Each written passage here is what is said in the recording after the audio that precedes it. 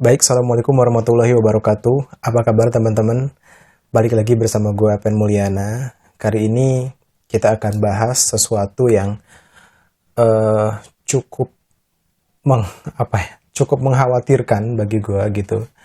Cukup menyayangkan ada sebuah perusahaan yang cukup besar dan dia mendapatkan free publisitas, mendapatkan publisitas yang gratis, bahkan dia tidak perlu bayar siapapun gitu loh. Tapi bukannya berterima kasih, malah dia memberikan surat teguran. Mungkin lu semua udah tahu apa yang akan gue bahas kali ini, yaitu tentang surat teguran dari Eiger. Eiger ini salah satu brand yang cukup terkenal ya di Indonesia, dan produknya gue akuin juga emang bagus. Ya, gue nggak tahu nih ketika membuat podcast ini akan dapat surat teguran juga atau enggak. Tapi yang jelas gue akan membahas ini dari segi public relation, dari segi publisitas yang mudah-mudahan ini akan menjadi pelajaran buat teman-teman semua, buat teman-teman yang hari ini lagi kuliah di jurusan ilmu komunikasi, khususnya ngambil konsentrasi public relation. Menurut gue, setidaknya ada 3 kerugian yang akan dialami oleh Eiger karena telah melakukan itu gitu loh. Kenapa ini menjadi sebuah kerugian? Karena gini loh teman-teman, PR itu sangat sulit sekali membangun yang namanya brand awareness. Brand awareness itu ketika lu mendengar sebuah produk, apa yang akan ada di pikiran pelanggan pertama kali ketika mendengarkan produk tersebut gitu ya. Misal ya, ini gue nggak bermaksud apa-apa, ini hanya untuk pembelajaran aja. Misal begitu gue nyebut air mineral, nah biasanya apa yang terpikirkan oleh kita? Yang terpikirkan oleh kita adalah aqua gitu loh. Atau sekarang mungkin udah geser ya ke le mineral gitu. Le mineral ini juga bagus mengambil positioning yang lain gitu ya, menggunakan nama le mineral itu salah satu yang cukup bagus, nanti kita bahas lah ya. Misal ya, kita lanjutin tentang brand awareness. Ketika gue sebut nama pasta gigi, apa yang terbayang dalam benak kalian? Pasti sebagian besar menyebut Pepsodent gitu lah. Saking melekatnya brand tersebut di hati masyarakat. Nah, sebetulnya ketika brand kita itu sudah memiliki brand awareness, kita itu tidak perlu lagi melakukan namanya iklan. Karena publik sudah menilai bahwa brand kita ini bagus. Mungkin Eiger ini cukup besar kepala di awal ketika menyebutkan, ketika gue menyebutkan peralatan buat naik gunung gitu loh, atau sandal gunung, pasti kawan-kawan semua langsung teringat dengan sebuah brand, yaitu Eiger. Nah ini tuh bagus banget sebetulnya ya.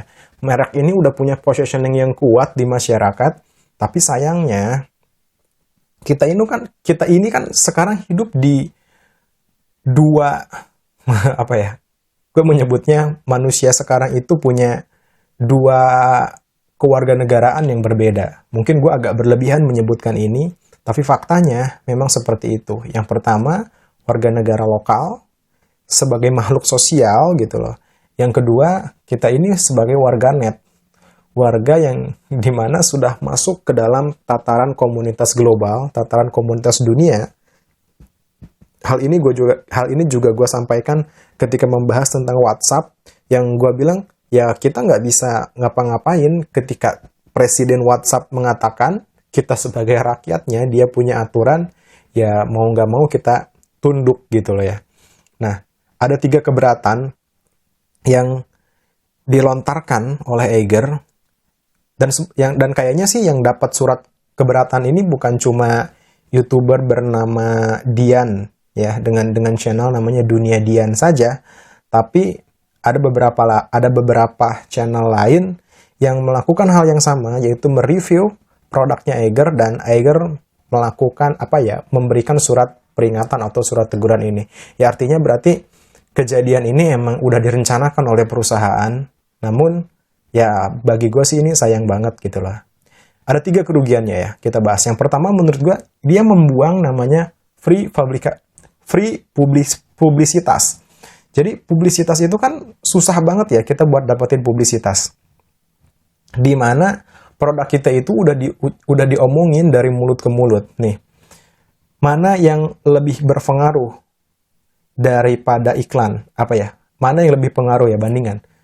Iklan di televisi dengan budget miliaran misalkan dibanding dengan viralitas. Viralitas itu orang itu tahu dari mulut ke mulut. Nah, gue dulu sering disinggung-singgung soal dari mulut ke mulut. Nah, mulut ke mulut ini lebih memberikan efek publisitas yang lebih kuat dibandingkan hanya sekedar iklan. Kenapa? Karena biasanya gue mendapatkan rekomendasi produk dari iklan itu nggak begitu apa ya, nggak untuk mencapai yakin gue beli produk tersebut itu agak jauh gitu loh. Berbeda ketika gue mau beli handphone nih, apa ya kira-kira? Tiba-tiba temen di samping gue itu ngasih saran, ya udah lu kalau mau beli handphone mereknya ini aja gitu loh. Nah tiba-tiba rekomendasi dari teman itu jauh lebih besar memungkinkan untuk gue beli produk tersebut dibandingkan gue nonton iklan berkali-kali gitu loh. Karena iklan itu kan ada repetisi, ada pengulangan. Kenapa iklan itu harus berulang-ulang? Karena proses meyakinkan pelanggan dari iklan itu jauh lebih sulit gitu. Makanya sekarang iklan sudah berganti, tidak lagi dari televisi, tapi misalkan ada yang namanya brand ambassador gitu loh. Brand ambassador itu kan untuk menguatkan bahwa artis ini menggunakan ini loh, masa sih lu nggak pakai gitu loh ya. Nah itu publisitas yang hilang menurut gue ya.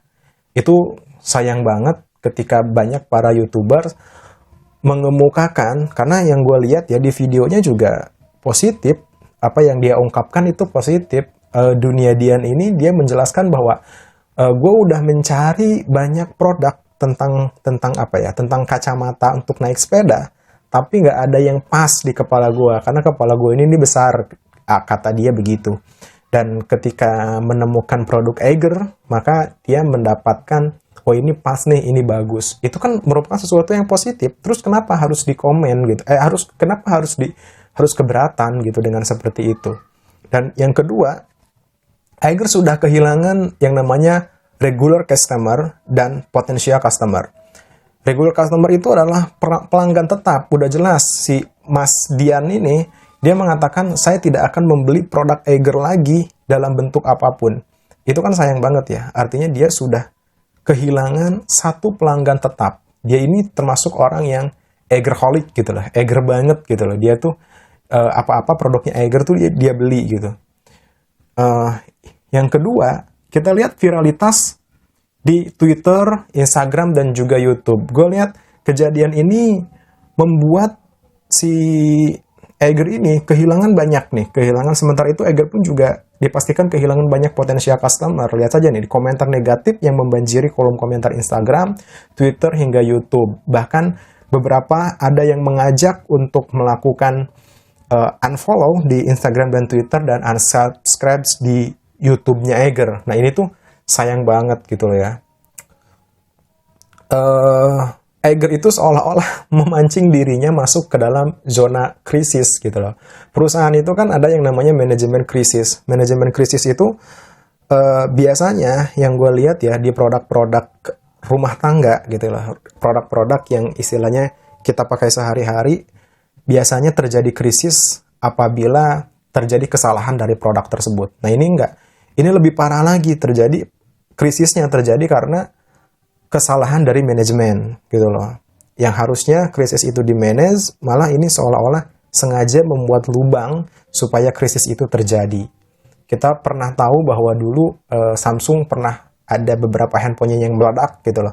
Itu kan orang jadi takut menggunakan Samsung. Ini karena produk. Dia habis-habisan mengeluarkan dana untuk memastikan bahwa Samsung ini aman gitu loh ya. Samsung apa Apple ya? Gue takut salah nyebut produk.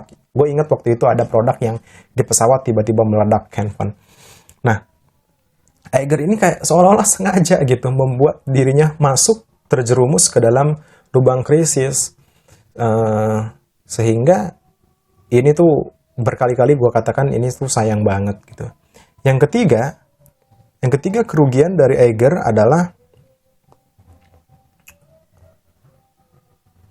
dia kehilangan yang namanya, bentar gue buka catatan dulu. Nah, yang ketiga, dia merusak brand image yang sudah bagus. Nah, gue kan bilang bahwa Iger ini termasuk produk yang sudah melekat di masyarakat dan orang-orang itu mau loh membeli produk ini gitu.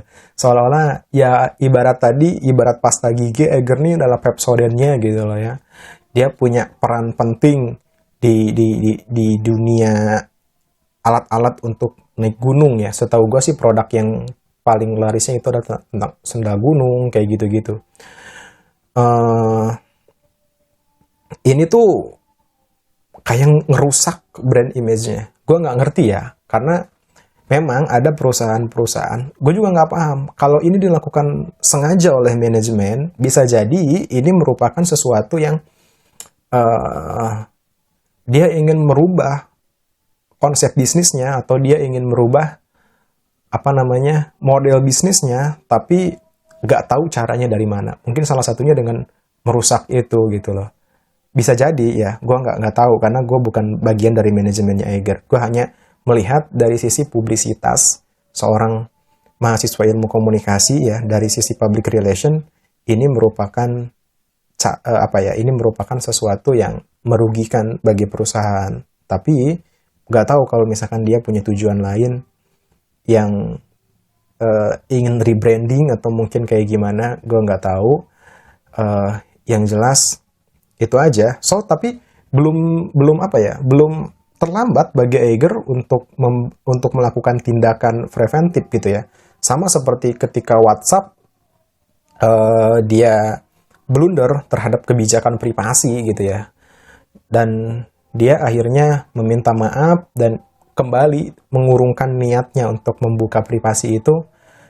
Dan baru-baru ini kan dia WhatsApp update status ke para penggunanya. Ini merupakan tindakan preventif. Nah, gue nggak tahu apa yang akan dilakukan oleh Iger selanjutnya. Yang jelas, 3 hal itu harus satu paket dia dapatkan gitu ya. Dia kehilangan publisitas yang bagus, citra yang bagus gitu ya. Karena dia brand image-nya sudah menjadi negatif. Orang-orang udah memandang bahwa ini perusahaan yang tidak ramah terhadap pelanggan, tidak ramah terhadap followers gitu loh. Yang kedua, dia sudah kehilangan potensial market. Iyalah, yang namanya brand image-nya turun, ya potensial marketnya juga turun. Yang ketiga, ya dia udah merusak brand-nya sendiri dengan cara seperti itu.